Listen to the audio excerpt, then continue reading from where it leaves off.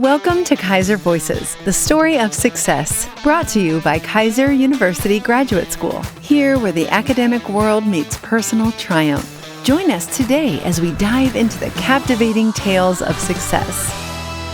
Welcome back to another episode of Keiser Voices, and today we're taking a minute to sit down and talk to one of our recent graduates, Dr. Chelsie Kuhlman. Chelsie, thank you so much for joining us. Yeah, of course. Thank you for having me. So we want to hear a bit about what your journey has been like in your program. So you're located in Florida, and you've completed your Doctor of Philosophy in Criminal Justice and Criminology. But I think first and foremost, congratulations on a successful defense. What was that like? Thank you. It was really good. It was a little sad and happy at the same time. I had mixed feelings about it because I really do enjoy school.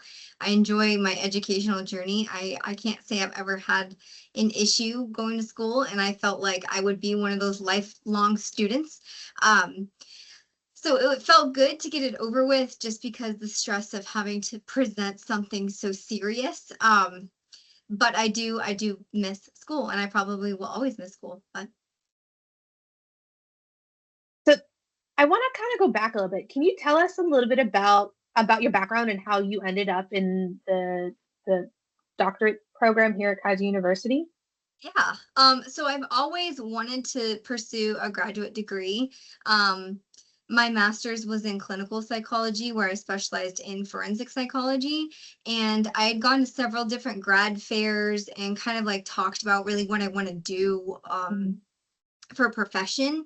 And they had most of the people and the doctors that I had spoke to at these grad fairs and career advisors and everybody had encouraged me to go on and get a degree in criminal justice and criminology. And then that way I'm kind of like a little bit in both fields, in psychology and also criminology, because they're like sister, social sciences.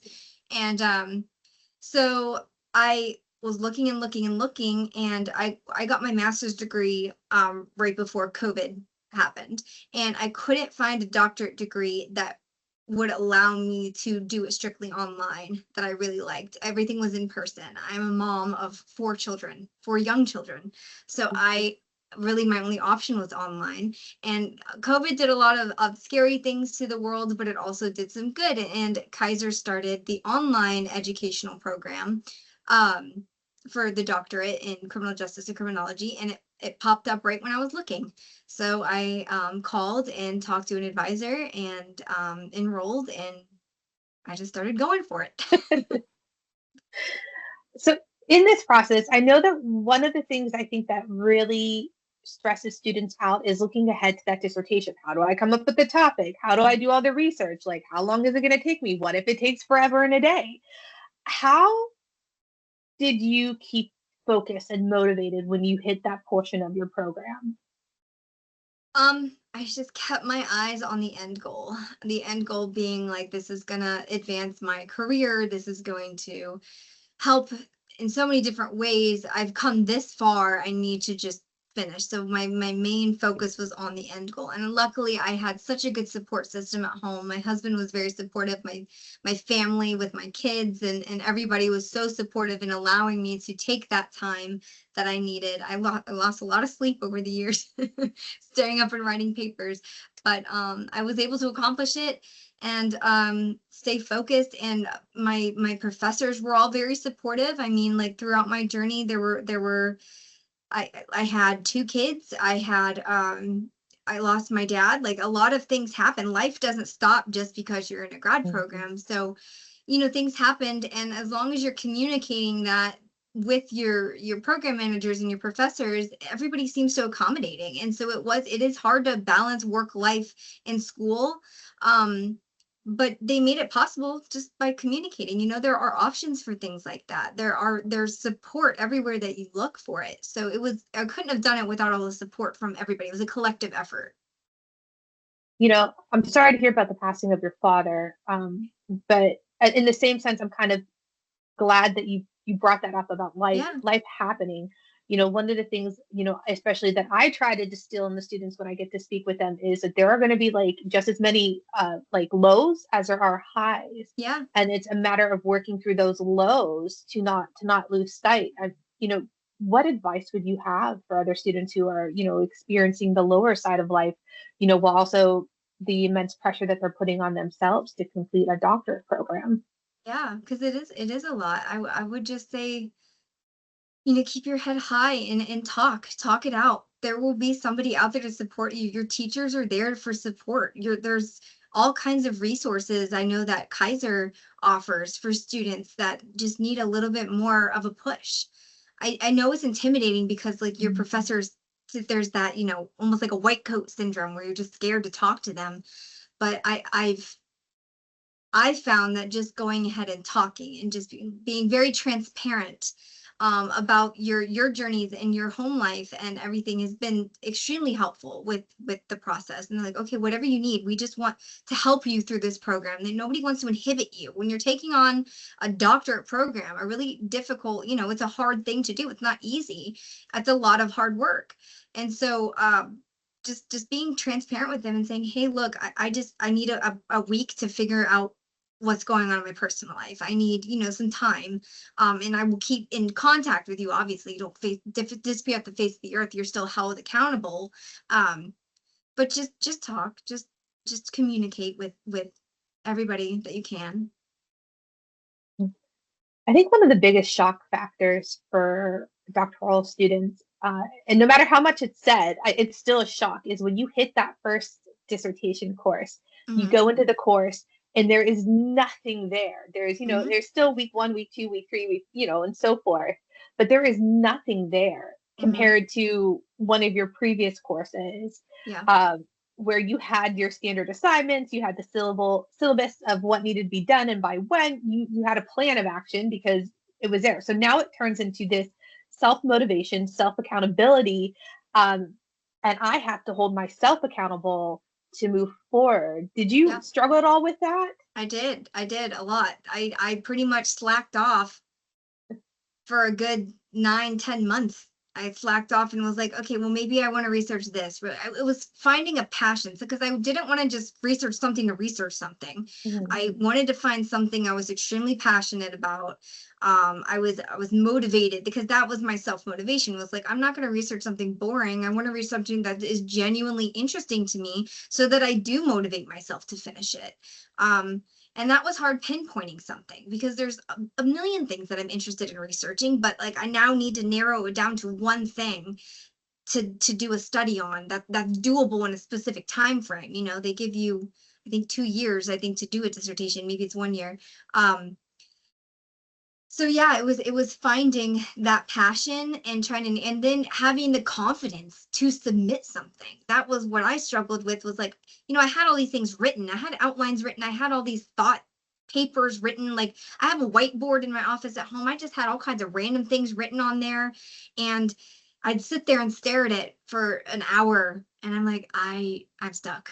I have no idea. And it took me 9-10 months to finally be like, okay, I need to get the ball rolling here. I need to keep going and pick something and roll with it. And then as soon as I submitted something, it flew by. It was so easy. It's just finally narrowing it down to that something that you're genuinely interested in, you're passionate about, and getting past the fear that whatever it is going to get, not approved or something like that. So just going for it. So it does take a lot of self-motivation, and I did struggle with it. Yeah. Where do your professors, mentors, and even classmates come in to play when it comes to supporting you along this journey? I had a lot of support from numerous professors of mine. Most of mine in Criminal Justice, I love them all. Can I mention names? Yeah, please. Okay. So I had most of my coursework that I did, I had with Dr. Toth, and he was very, very, everything was very cut dry on what we needed to do. And he was very transparent with me on getting things done in my brain. And the biggest thing I had an issue with was writing. We had, we had discussions every week, but we had our term papers, and the term papers, I was so paranoid that my writing was horrible. I was so concerned that my writing was bad, even though like time and time and again, I kept getting the grades back, like with minimal errors in it. And I was like, I don't know, I just don't feel like it's good. And he, like, the reassurance I got from him was amazing. Also, when we had the residencies where we got to go and actually meet them face to face and network, that was great because he was like, "Oh, you're interested in these things. Well, one of these other professors also worked in this. Maybe you can talk to them." And then the networking was amazing for that. I wouldn't be where I am right now teaching if I didn't have that experience at my residency. And then when I got to my dissertation, I had the support from Dr. Cook and Dr. Restivo, which was absolutely amazing. She was extremely helpful with trying to get me motivated and like, hey, I'm going to start setting you deadlines. If you're not going to set them for yourself, I'm going to start setting them. And that gives you like, now you have no choice. You got to submit something by a date, So she was extremely helpful with that, helping me pinpoint things, helping me find things. So it's not like you're doing the dissertation all on your own, especially if you have a really good chair and a really good committee. They want to see you succeed. They want to see you, your face light up every time you're like, oh my God, look what I found. Like, this is the coolest thing ever. So even the classmates, I met several students during the residency that were interested in the same field I'm interested in. And we clicked and we, exchanged phone numbers and LinkedIn profiles. And then we kind of like egged each other on like, oh, this might be good for your study, and sharing data sets and sharing different contacts of people. I found someone that works with NIBR's data, which is like a criminal justice database for crimes. And she gave me a bunch of contacts for all these other states that then I shared with a bunch of other people that might need it for their data. So it's like a collective effort for everybody to work together in providing these things to make the dissertation process a lot more smooth moving. Looking back at this journey, what is one of the most rewarding parts?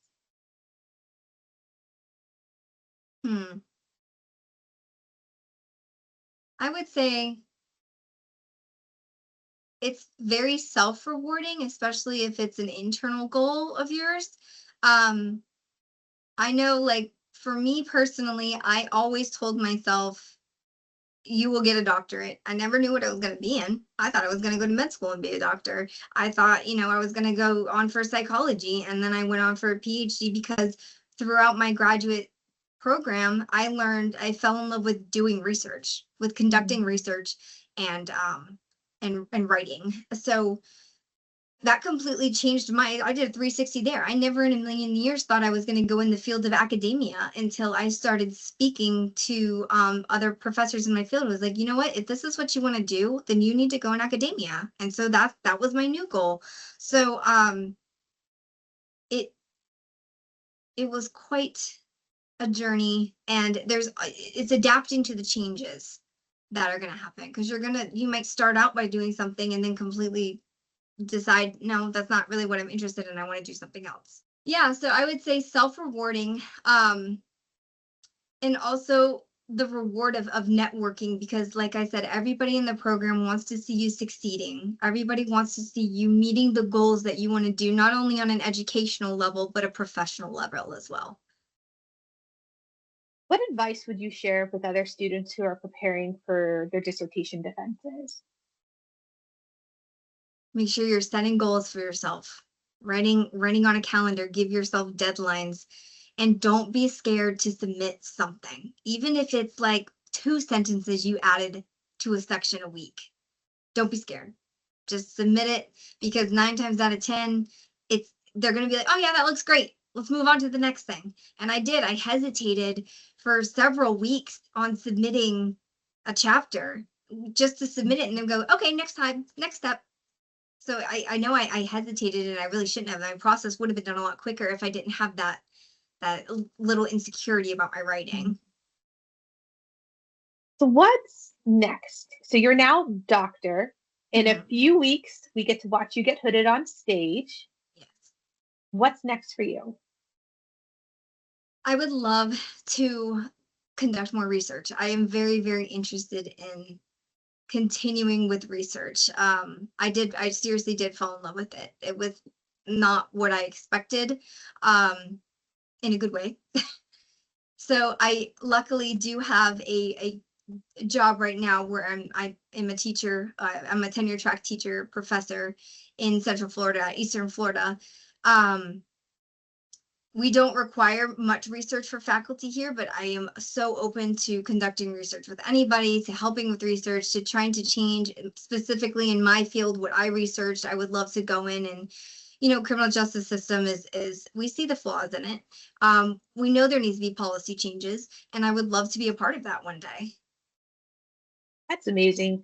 Thank you, Dr. Kuhlman, for sharing your story with us. We appreciate you taking the time to join us. Of course. Yeah. Thank you for having me. I appreciate it. And congratulations again on such a monumentous achievement. You're now Dr. Chelsie. You've gotten a fabulous job. And then, like I said, in a few weeks, we're going to watch you get hooded. So congratulations to you. Yes. Thank you. And I get hooded on my birthday. Oh, even better. We're going to be celebrating multiple things on that day. Yep.